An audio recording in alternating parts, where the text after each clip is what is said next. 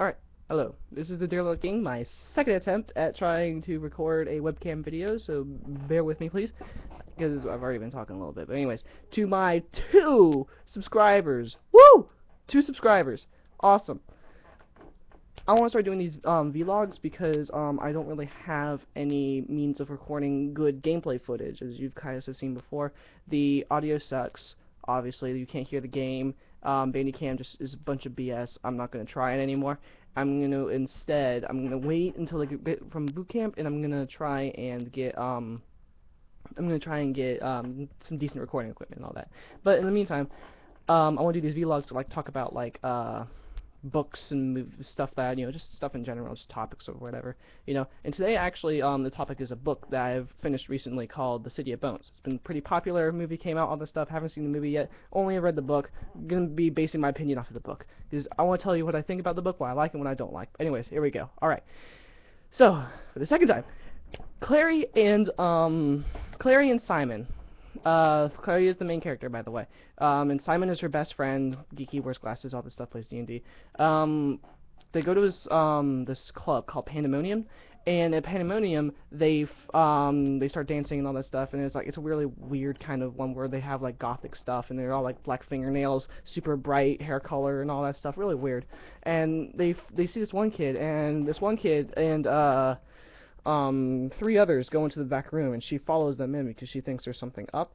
And in there, the 3 kids had killed this one boy that she kept looking at, this guy with flashing blue hair and whatnot. The reason they killed her is that or killed him was because he's a demon. Yeah, he's a demon. So she doesn't believe him, obviously, and then they think she's a nutcase. Well, Simon thinks she's a nutcase because he doesn't see a goddamn thing.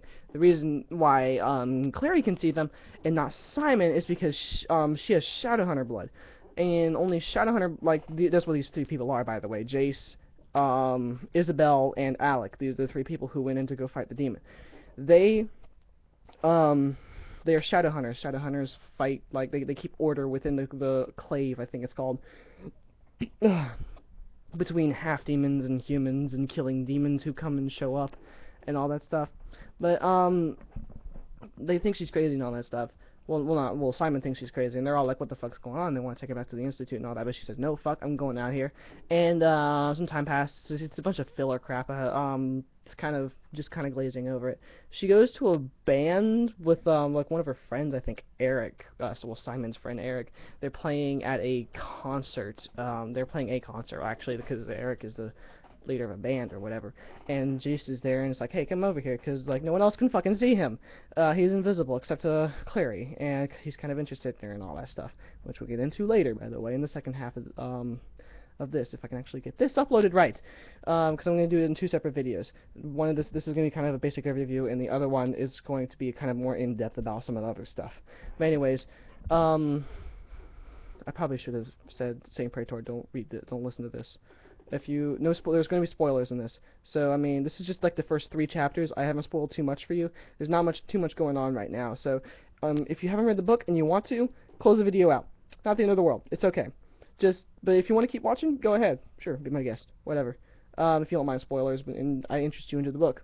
I won't be giving away the huge parts. And I'll be doing that in the second part.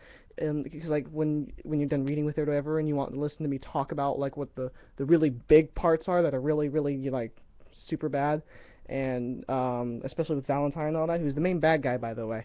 But I'm gonna get to him in a second. She gets a phone call. Clary does. She gets a phone call from her home. Jocelyn, they got into a fight earlier. I don't remember what it was about.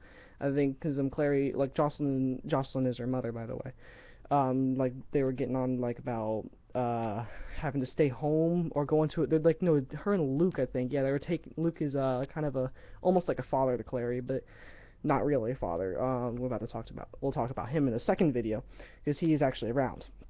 They were going to go to some kind of farm, but she didn't want to go, and there was some kind of trouble going on, and a demon came and attacked Jocelyn while she was on the phone. She didn't know it was a demon, though, so she ran home, and Jace came with her, and then they fought this demon and all that stuff, used some kind of stone, it's a rune I don't remember really what it does. It's some kind of tracker that like it detects demonic presence and stuff, but like they need to get away and stuff now because they just killed the demon. The cops are showing up. So Jace takes a steel thing. I don't remember what it is. It's like a STLE Stelly or something like that, and jabs it into her hand and writes a rune on her, which is what these shadow hunters do. They have runes all over their body. They do different things. One of them heals. One of them, well, keeps them invisible, which is what she's doing.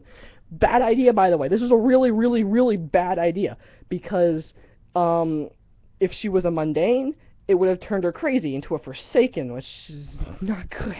It's really not good, and it's forbidden by the Clave. He would have gotten in a lot of trouble. She would have been screwed for all of the rest of her days because she would be wandering around as a hulking monster. But anyways, it works though. It works, and they managed to leave, and they go to the institute, and they're trying to find her mother and all that stuff now. Simon gets into it as soon as he finds out the truth. He can suddenly see everything.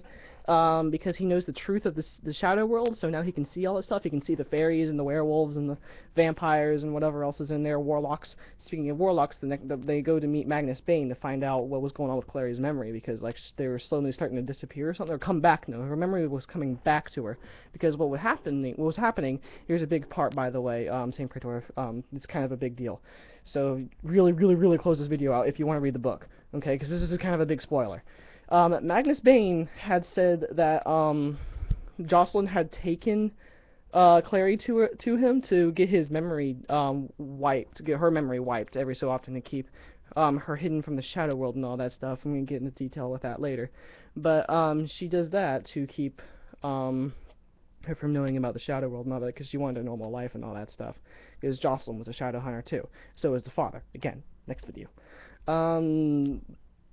They find out about this mortal cup that they need to find, and there was some stuff in between that's kind of vague on my part, honestly, but they knew they need to find a mortal cup because Valentine has Jocelyn, which is where she disappeared to, the bad guy. He has Jocelyn, and he's looking for the mortal cup, so Clary thinks, well, I'll give him the mortal cup, but we gotta go find it now. They find it in Dorothy's house. It's in her house of cards, because what Jocelyn had done is she had given her some cards that she had painted, and she had put runes on it so that like you could reach into them and you could pull out the mortal cup. Dink, there it is.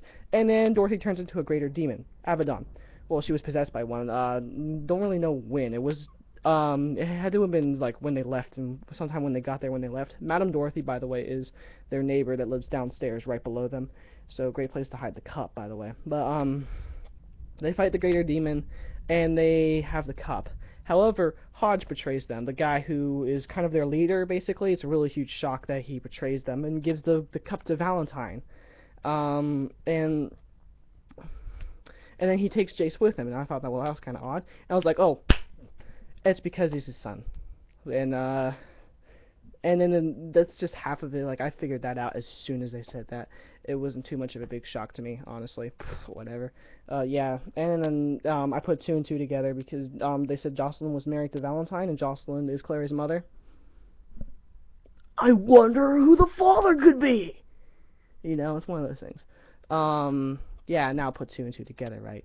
I'm going to talk about that in the next video because there's a little love story that goes on between Jace and Clary before they find that out, which is kind of nasty. But anyways, he captures Jace, and he has the mortal cup now, so Luke takes his werewolf pack. Luke is a werewolf. He used to be a shadow hunter, but on a raid, like, he got turned into a werewolf. And then Valentine told him, here's a knife, go kill yourself, because I don't want you anymore. Because Valentine's all about killing the werewolves, killing the demons, killing the vampires, anyone that's half human. We shouldn't have anything to do with them. We should kill them all. All of them. Him and this little circle of his, which Jocelyn was a part of, the Lightwoods were a part of, Alec and Isabel's parents, they were the Lightwoods. Wayland was a part of it, Michael Wayland. I don't remember the rest. Michael Wayland was supposedly Jace's father, but Valentine had done a body swap, basically killed Michael Wayland and his son, and took his place, basically, made it look like Valentine had died instead. But the time's almost up. What else? Oh yeah, all that stuff happens, and then they lose the Mortal Cup. And then that's when the next book starts, City of Ashes. I'm not going to really talk too much about that. I'm not going to talk about it all yet. I think I've almost covered everything. On this next video, I'm going to go into a little bit more detail about some of the different things I like and dislike. Like, for one, the fights are awesome. The fight with Abaddon was pretty cool. But the love story was a little too much for me. I didn't like it, honestly. I could have cared less. But, yeah, that's pretty much it. I'll see you guys in the next video. Bye.